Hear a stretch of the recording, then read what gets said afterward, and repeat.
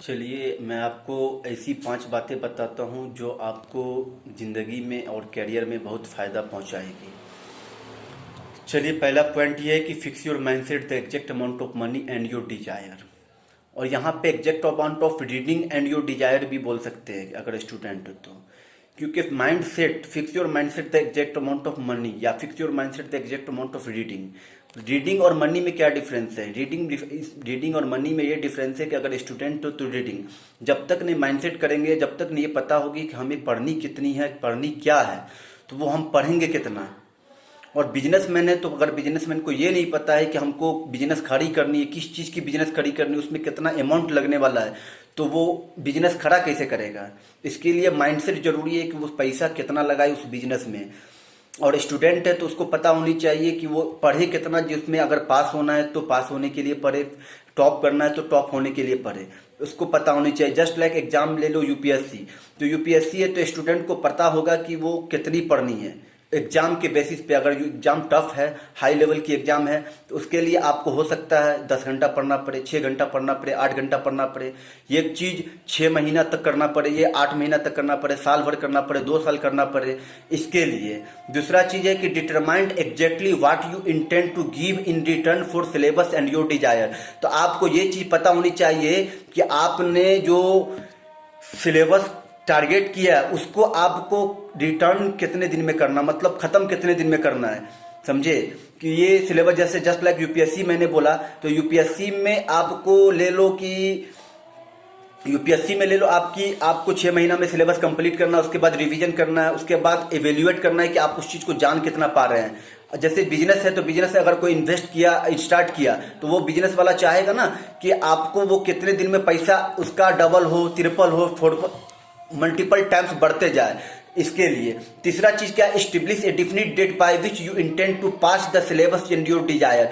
आपको ये definite date करना होगा, तय करना होगा कि आपको ये जो बिजनेस में पैसा लगाया है या स्टूडेंट उस चीज पे मेहनत कर रहा है, तो वो चीज आपको कितना दिन में वापस आए पता होनी चाहिए। कि एक डिफिनेट डेट तय करो। विदाउट डेट, अगर आप डेट नहीं तय करेंगे कि हमारा सिलेबस कितने दिन में कंप्लीट होनी चाहिए, खुद से कंप्लीट होनी चाहिए कि कितने दिन में कंप्लीट हो, तो आप कब कंप्लीट करेंगे पता ही नहीं कि कितने दिन में कंप्लीट करनी है। तो बिजनेसमैन को ये पता ही नहीं कि हम जो पैसा लगाए हैं उस पैसा को कब, कितने जल्दी, कितना समय में इसको रिटर्न करना, कितने दिनों में उसको डबल करना, कितने दिनों में ट्रिपल करना है। उसके लिए क्या करना होगा, create a definite plan for carrying your desire. आप डिफिनिट प्लान करें अपने डिजायर को लेकर, being of whatever you are ready और not to put this plan. आप मान लीजिए प्लान किए, माइंडसेट पहले किए, फिर प्लान किए, उसके बाद आप प्लान किए, तो उस प्लान को एग्जीक्यूट करना भी चाहते हैं कि नहीं चाहते हैं। प्लान सिर्फ बना लिए, प्लान को छोड़ दिए, तो प्लान को एग्जीक्यूट करना होगा अगर आपको आगे बढ़नी है तो। और जैसे बिजनेसमैन है तो बिजनेसमैन भी चाहेगा ना कि वो मैंने जो प्लान, जो इस पे इन्वेस्ट किया पैसा, उसके लिए इसको प्लान चाहिए कि इन्वेस्ट किस लिए करे, किस चीज पे इन्वेस्ट करे, इसके लिए उसको प्लान चाहिए। प्लान के बगैर वो बिजनेसमैन नहीं कर पाएगा किसी भी चीज को। उसके बाद आपको आता है कि read your statement daily and twice in a day, first morning, second evening. मतलब आपको जो चारों स्टेटमेंट है वो चारों स्टेटमेंट को आपको दिन में और इसमें शाम, सुबह और शाम आपको पढ़ना होगा। कि सुबह और शाम पढ़ना इसलिए होगा क्योंकि आपको याद भी तो रहे कि आपको ये चीज को जो माइंडसेट किए, कि आपको पहले माइंडसेट किए, उसके बाद उसको एग्जीक्यूट कर रहे हैं, तो उसको कितने दिन में खत्म भी करनी है, उसको कितने दिन में, जिसमें बिजनेसमैन है तो उसको पता होनी चाहिए कि कितने दिन में पैसा वापस भी आनी है। स्टूडेंट है उसको पता होनी चाहिए कि कितने दिन में उसका सिलेबस कंप्लीट हो जाए। इसके लिए तो ये चारों पॉइंट है जो आपको एक साथ मैं अभी बताता हूं। Fix your mindset the exact amount of reading and your desire, और बिजनेसमैन तो exact amount of money and your desire. दूसरा पॉइंट क्या है कि determined exactly what you intend to give in return for syllabus and your Dzire.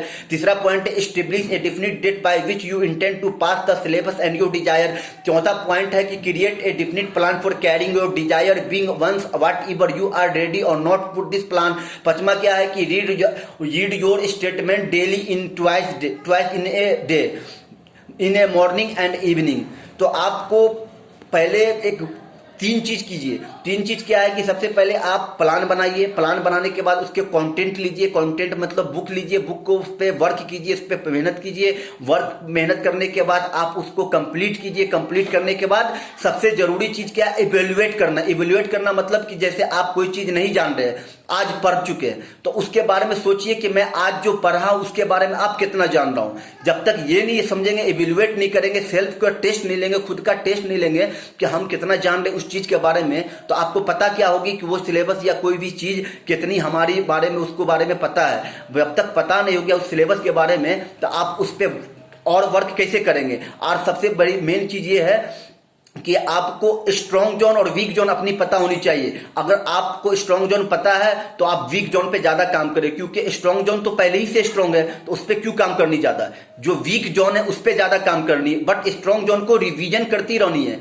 Strong zone को छोड़ नहीं देना, स्ट्रॉन्ग जोन को रिवीजन करते रहना है और आपको वीक जोन पे ज्यादा से ज्यादा वर्क करना है। तो आप बताइए कि आपको ये वीडियो कैसी लगी और कमेंट कीजिए कि आपको आगे किस चीज पे वीडियो चाहिए। Thank you for watching.